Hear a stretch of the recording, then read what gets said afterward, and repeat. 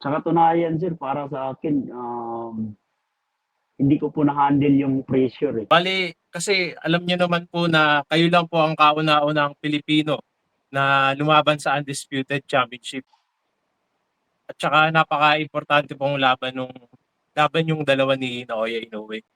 Puwede niyo po ba kaming kuwentuhan na ano, kung paano niyo po hinandle yung pressure sa laban na yun?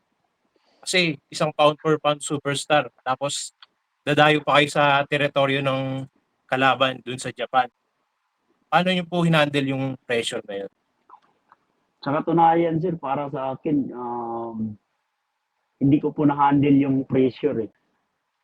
Ah, sa katunayan para sa'kin yun yung isa na tumalo sa akin, eh, yung pressure. Hindi ko na execute yung mga maganda kong plano dahil sa pressure. Sa date na yun, ano po yung gagawin niyong iba?